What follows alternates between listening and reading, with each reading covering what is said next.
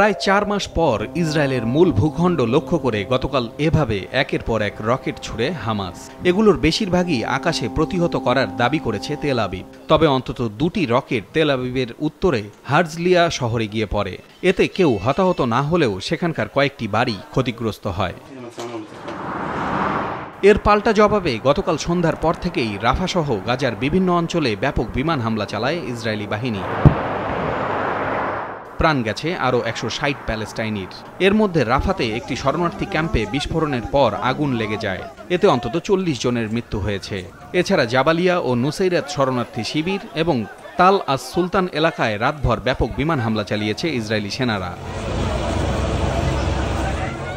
Israeli সেনাবাহিনীর দাবি, রাফার যে এলাকায় গতকাল হামলা চালানো হয়েছে সেখানে হামাসের সিনিয়র অনেক সদস্য লুকিয়েছিলেন। গতকালের হামলায় হামাসের ২ সদস্য নিহতের দাবিও করেছে তারা। আন্তর্জাতিক বিচার আদালত আইসিজের নির্দেশ অমান্য করে চালানো হামলায় বহু ঘরবাড়ি বিধ্বস্ত হয়েছে।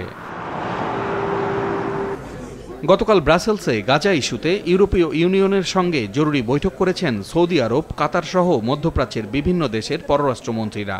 বৈঠক শেষে সৌদি পররাষ্ট্রমন্ত্রী ফয়সাল বিন ফারহান বিন আবদুল্লাহ জানান, গাজায় স্থিতিশীলতা ফেরাতে দ্বিরাষ্ট্র সমাধানই একমাত্র পথ।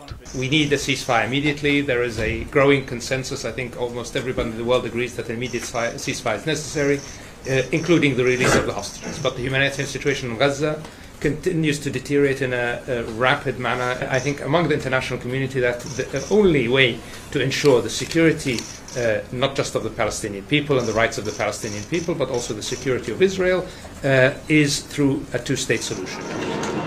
জাতিসংঘের তথ্য মতে ইসরায়েলের বর্বর আক্রমণের কারণে গাজার প্রায় ৮৫% মানুষ বাস্তুচ্যুত হয়েছেন। খাদ্য, বিশুদ্ধ পানি এবং ওষুধের তীব্র সংকটের মধ্যে নিরাপত্তাহীনতায় দিন কাটছে প্যালেস্টাইনিদের।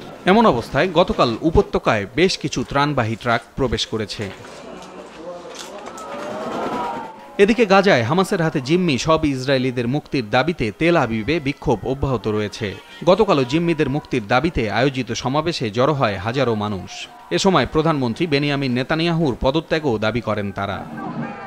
পলাশ রঞ্জন রায়, মাছরাঙা নিউজ ডেস্ক।